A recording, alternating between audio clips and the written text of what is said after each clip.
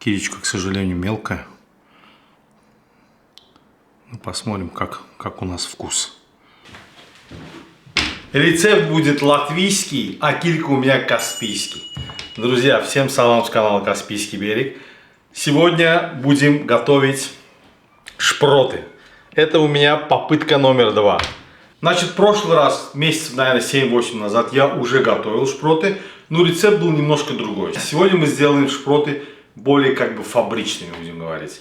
Так, пошли их сначала сполоснем, помоем.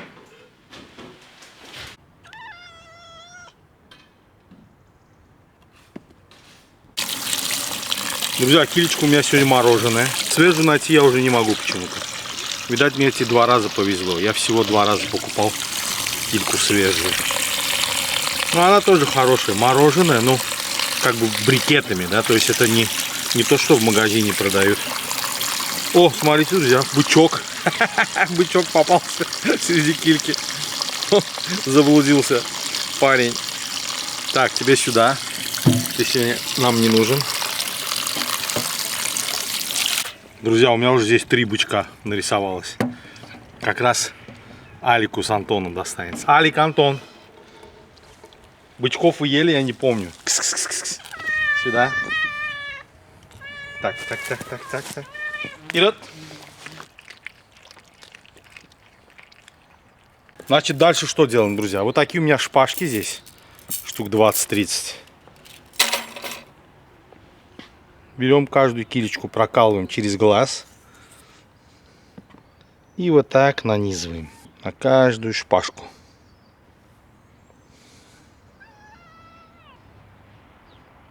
Друзья, нанизываем так, чтобы между ними обязательно было расстояние. Потому что мы сейчас кильку нашу будем сушить. В общем, если соблюдать такое расстояние между рыбками, штук 20-22 помещается на каждую шпажку.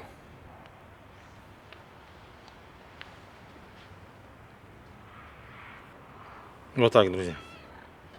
Вот первая.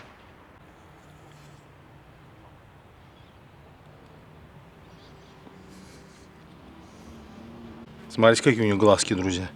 Если все выколотые глазки собрать, можно баночку черной белужьей икры собрать. Они такие же серенькие.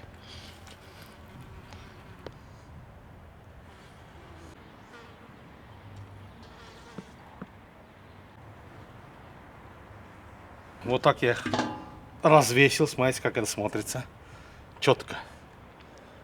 Я решил поставить посушиться нашу рыбку в мою сушилку, которая закрыта со всех сторон. Пусть сохнет здесь.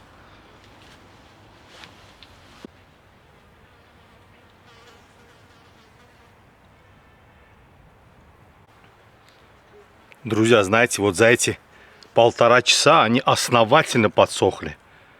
Кожа абсолютно сухая. Отлично. Все. Поджигаю и разжигаю. Начинаем коптить.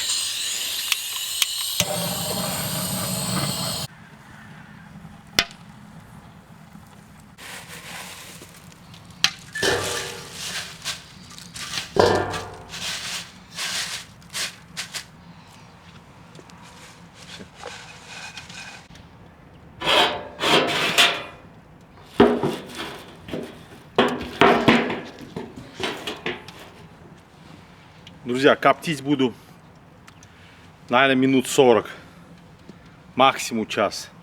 Температура не важна, потому что это не горячее копчение. Мне самое главное, чтобы они получили цвет. И вот это самый главный запах копчения.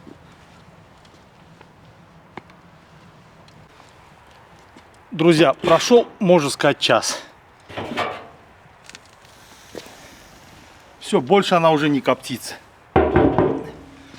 Вот этот цвет, ну, он натуральный, она подзолотилась.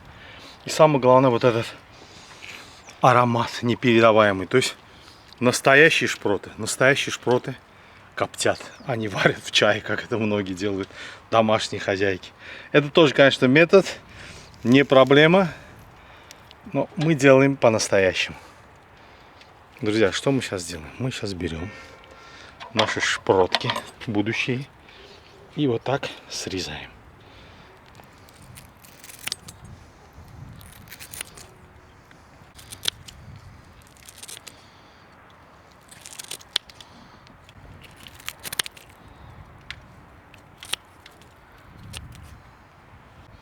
А это на десерт нашим кошечкам, друзья. Копченые они еще не ели. Погода сегодня просто невероятная. 22 градуса на улице. Ноябрь месяц. Но говорят, через пару дней начнутся холода. В смысле, холода по-бакински. Градусов 10 будет уже. 12, это уже холодно до ноября. Вот баночки, а вот килечка. Сейчас будем все укладывать по баночкам. И начинается интересный процесс консервирования. В последнее время мне этот процесс нравится все больше и больше. Так, друзья, все расставлю, чтобы все было под рукой, как говорится. И включаем маленький конвейер. Рыбзавод в действии.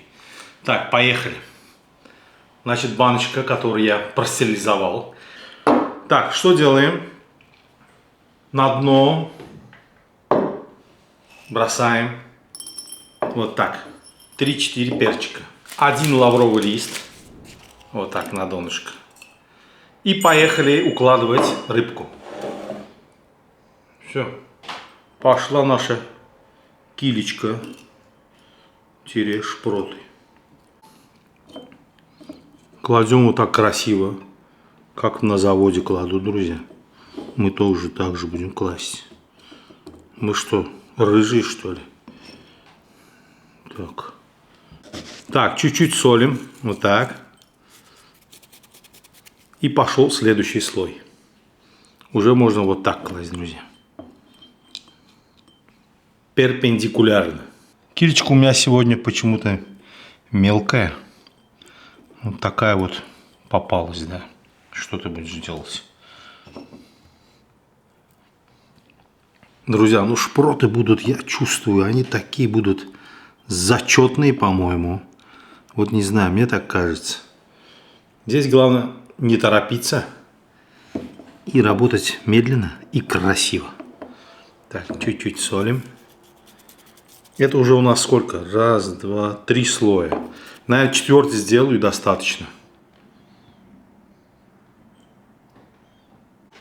Контрольный посол. И пару перчиков. Друзья, итого вот такую маленькую баночку. 1, 2, 3, 4, 5 слоев получилось. То есть она такая хорошая, увесистая. Так, это первая баночка. Раз. Баночка номер 2. Так, лаврушку. Вот, большая. Пару перчиков. И пошла рыбка.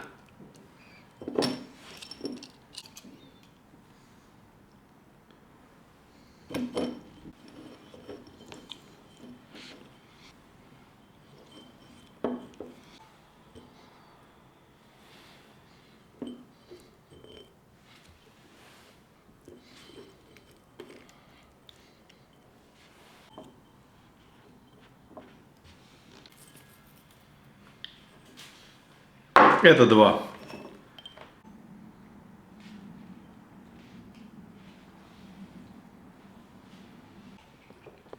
Все, последняя баночка осталась.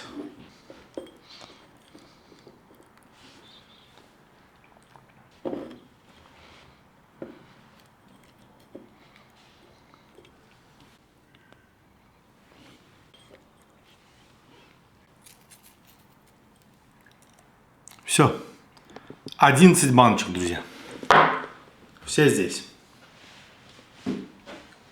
Теперь наши баночки мы заливаем растительным маслом. Желательно, чтобы оно было нейтральным. То есть без ярко выраженного вкуса. Чтобы мы не перебивали вкус нашей рыбки.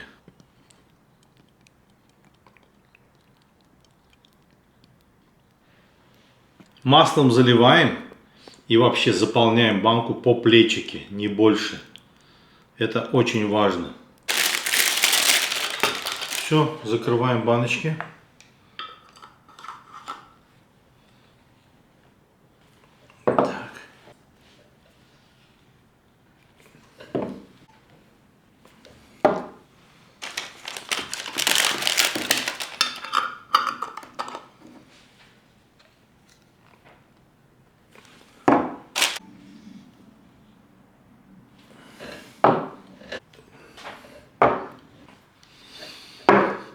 Я вот честно вас не понимаю, друзья. Зачем вы еще не консервируете? Это же так просто. Посмотрите, какая красота.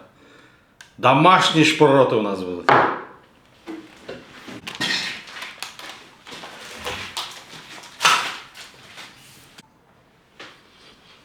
Все. Снаряжаем автоклав.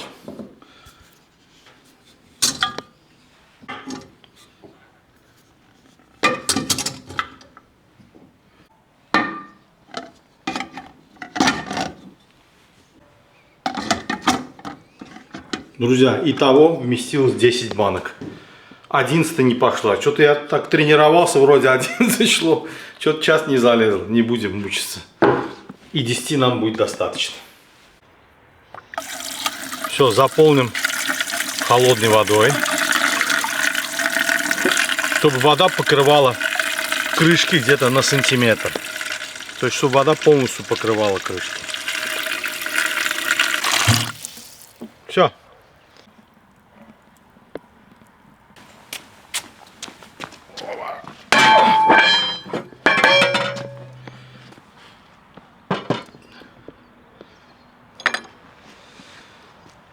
Все. Значит, после закипания воды час. Этого будет вполне достаточно.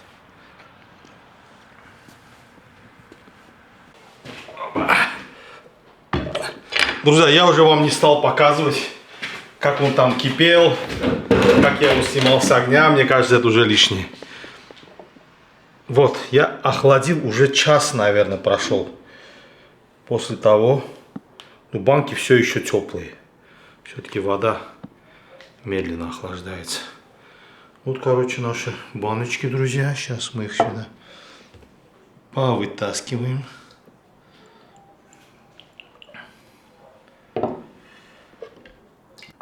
Вот вода еще тепленькая.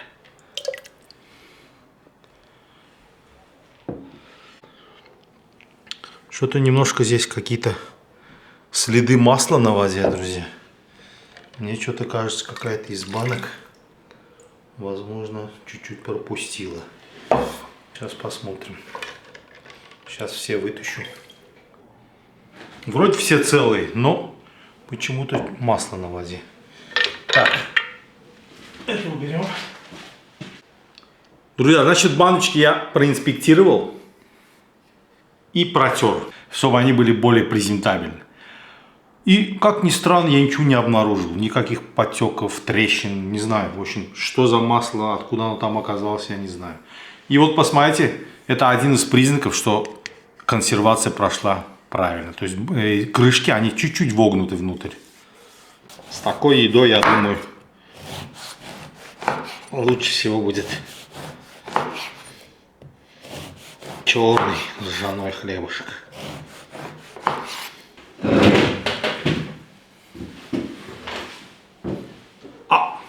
Забыл момент. У меня же еще есть.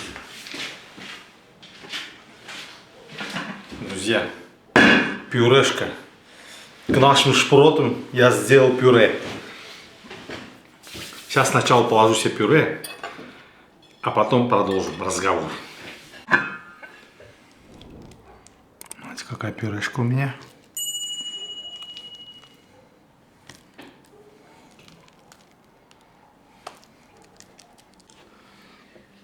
Так, ну что, откроем. О, листик вывалился. Так, вот, смотрите на продукт, что у нас вышло.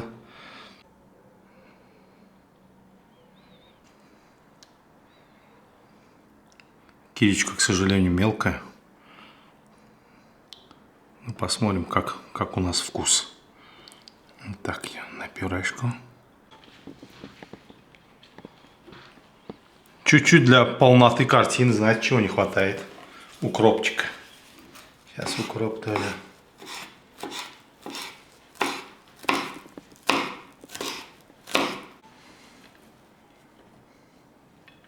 Так, пробуем саму рыбку, друзья.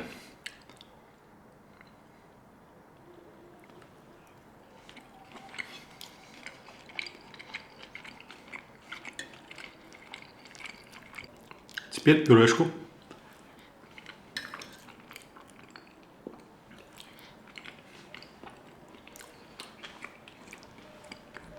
И опять рыбку.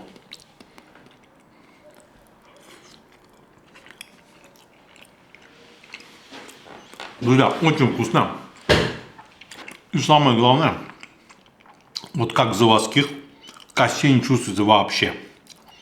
Вот то, что они час постояли у нас в автоклаве, в афганском казане, это сработало. Костей не чувствуется вообще. Ем абсолютно спокойно.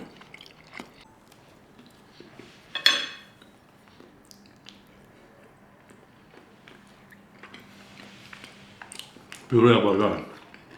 Друзья, шпроты еще я люблю делать из них вот такие бутербродики. Так, берем огурчик и тоненько его нарежем.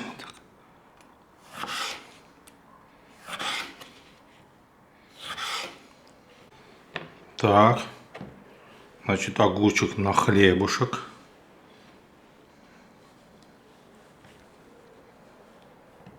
И сверху у нас пойдет наша рыбка. Вот так.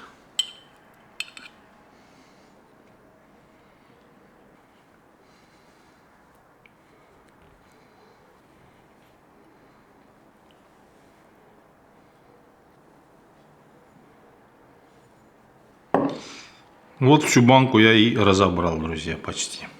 Чуть-чуть наши бутербродики украсим укропчиком. Вот так. Все. А теперь что делаем, друзья? А теперь нальем рюмку водки.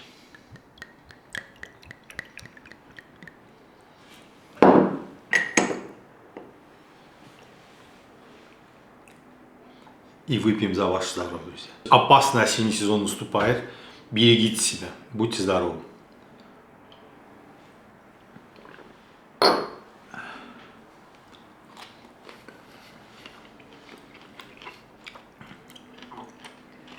Ну что, бутербродик.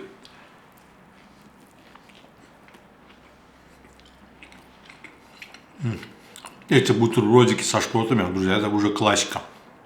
Многие на это делают. Я давно хотел приготовить шпроты именно таким методом. До этого то, что готовим, это было как бы без консервирования. Просто я в большой сковороде сделал, если вы помните. Вкус, честно говоря, примерно одинаковый. К сожалению, в этот раз опять пришлось готовить в афганском казане вместо автоклава. Но автоклав я уже заказал, друзья, с России. К сожалению, у нас автоклавы почему-то не продаются. По крайней мере, я не смог найти. Заказал, дай бог, я надеюсь, в течение месяца его доставят.